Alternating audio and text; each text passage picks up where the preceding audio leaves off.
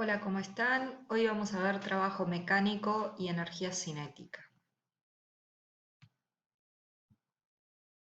Vamos al concepto de trabajo mecánico. Vamos a representar el trabajo mecánico con la letra T mayúscula y el concepto dice así: si un cuerpo experimenta un desplazamiento delta X por la acción de una fuerza externa F, se dice que esa fuerza ha realizado un trabajo mecánico. Entonces por acá tenemos la ecuación de trabajo. Cuando está presente una fuerza y ocurre un desplazamiento, se dice que se realiza un trabajo mecánico.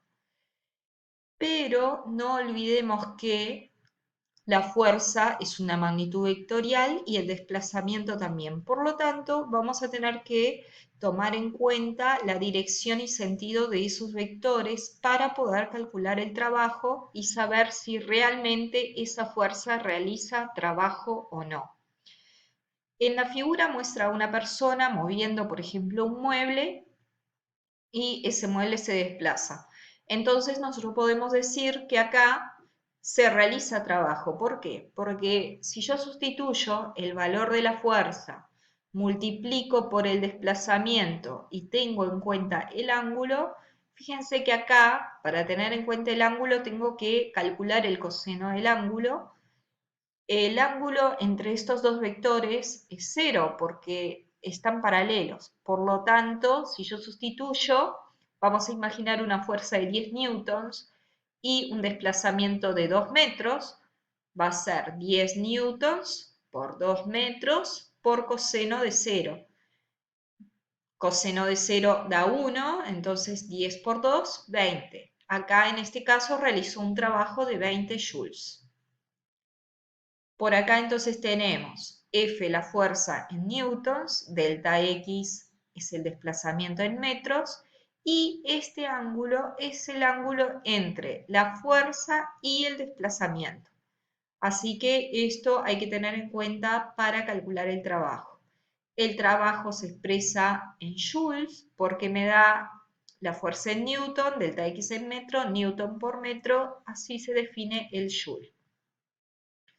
Y recordemos también que aunque el trabajo es el producto entre dos vectores, es un escalar, o sea, tengo un valor y su unidad. Decimos que se aplica una fuerza, por ejemplo, hacia la derecha, pero no que se realiza un trabajo hacia la derecha. Simplemente decimos se realizó un trabajo, por ejemplo, de 20 joules, ¿sí? Entonces es una magnitud escalar. Bien, vamos a los casos particulares. Vamos a analizar un poquito qué pasa con los ángulos en este caso. Entonces, en la primera figura, fíjense que acá vamos a suponer que el carrito entonces se desplaza hacia la derecha, pero la persona le ejerce una fuerza inclinada, un ángulo, vamos a suponer un ángulo de 30 grados aproximadamente, 40. Entonces dice, si la fuerza se aplica formando un ángulo entre 0 y 90, 0 sería cuando está paralela, ¿cierto? Entonces cuando vamos aumentando hasta llegar a 90. Entonces, si está entre esos dos valores, que no llegue a 90, el trabajo mecánico es positivo. ¿Por qué? Bueno, porque nos fijamos en la ecuación y si sustituimos acá el coseno de 0, el coseno de 10, de 20, de 30, hasta el coseno de 89, me va a dar un valor positivo, ¿sí? Ahora bien, si el ángulo es 90, ¿sí? O sea, la fuerza es perpendicular al desplazamiento y yo hago coseno de 90, me da 0. Por lo tanto, esta fuerza no realiza trabajo porque no colabora en nada para que haya este desplazamiento. Debe haber alguna otra fuerza que sí lo hace, pero no es el caso de esta fuerza. Así que el trabajo mecánico, aunque haya fuerza y aunque haya desplazamiento, puede ser nulo cuando esos dos vectores son perpendiculares entre sí. En este caso, que digamos tiene que ver con el concepto de trabajo cuando vimos la primera figura de la persona empujando un mueble, bueno, acá pasa lo mismo. La fuerza y el desplazamiento están en el mismo sentido, por lo tanto el ángulo es 0. Si nosotros calculamos el coseno de 0, da 1. El valor máximo de coseno es para el ángulo de 0 grados, que esta cuenta me da 1. Y cuando la fuerza como que es opuesta al desplazamiento, o sea, los ángulos son mayores a 90 hasta 180, todos los valores de coseno de esos ángulos son negativos, porque es como que esta fuerza se opone al desplazamiento, entonces el trabajo va a ser negativo. Prueben, por ejemplo, con un ángulo de 180. Coseno de 180 da -1. Entonces, toda esta expresión, cuando yo hago la multiplicación, me da un trabajo negativo. Vamos a un ejercicio muy sencillo. Dice así: estás en la entrada del liceo con una mochila de 1,5 kilogramos y vas a almorzar a tu casa, que está a una distancia de 1000 metros, y vuelves al mismo punto. Determina el trabajo realizado sobre la mochila.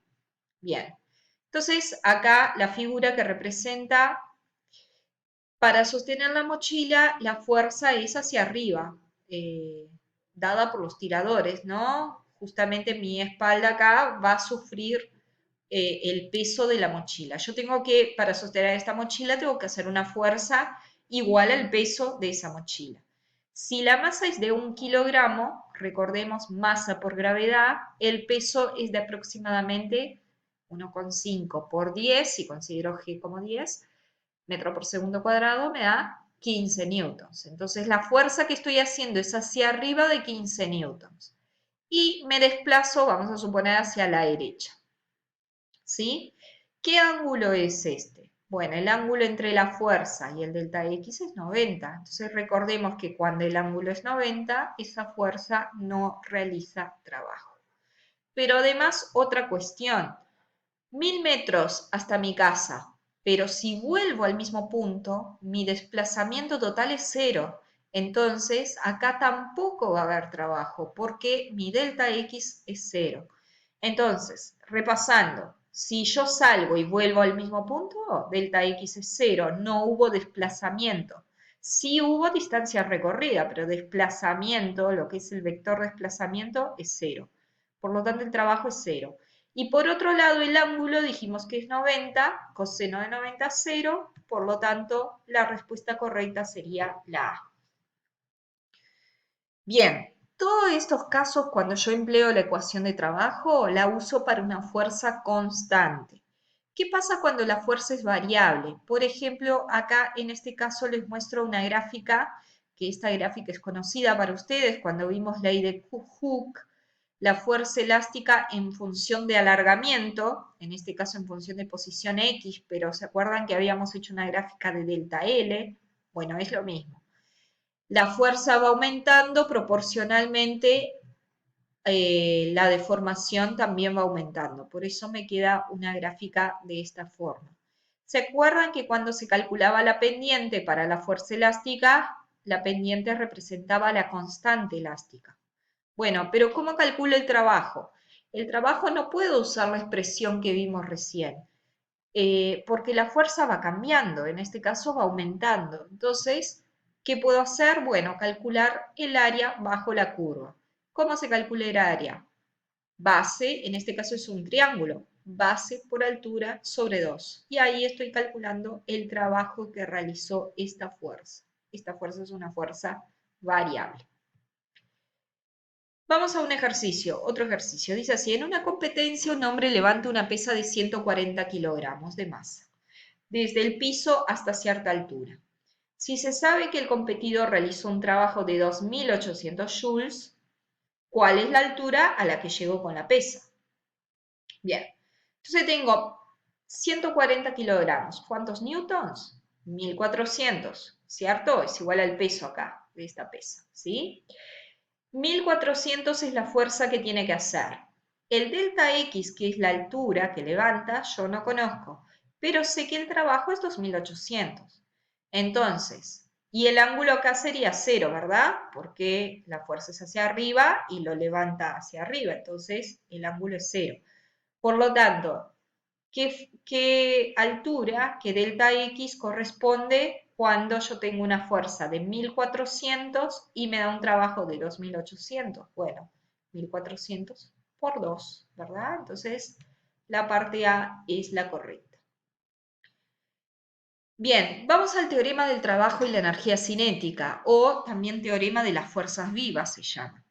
Cuando el trabajo realizado por una fuerza neta al desplazar un cuerpo es igual al cambio que experimenta la energía cinética, ese es el teorema del trabajo y la energía.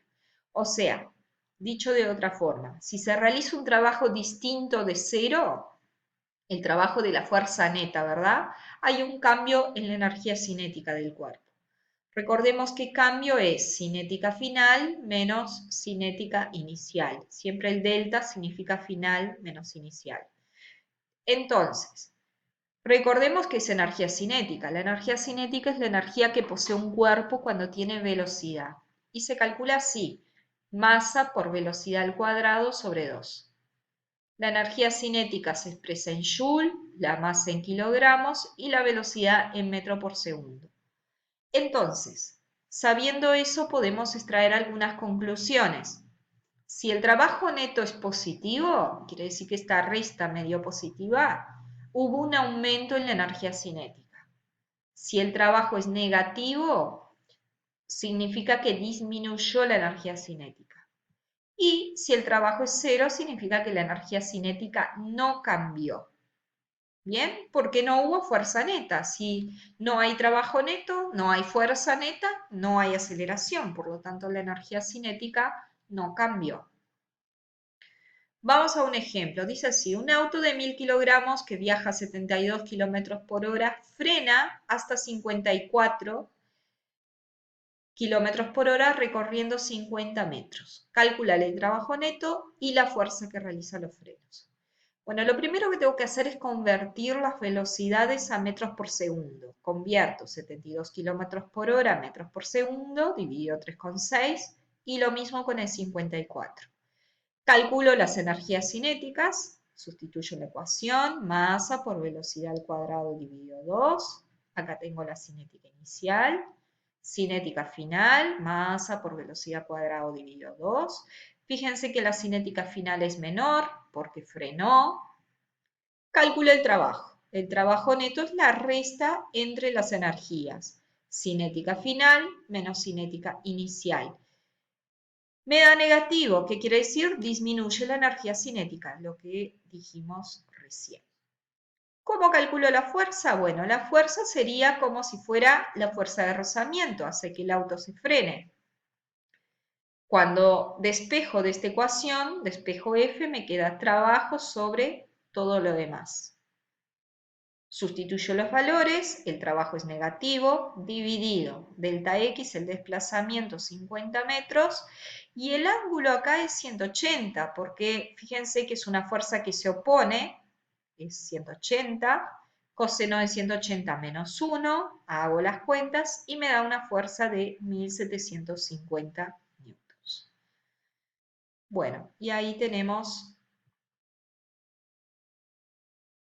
caso particular del MCU. ¿Qué pasa con el movimiento circular uniforme? Bueno, si nosotros vemos acá en el movimiento circular uniforme, la velocidad siempre es perpendicular a la fuerza que actúa, que se llama fuerza centrípeta.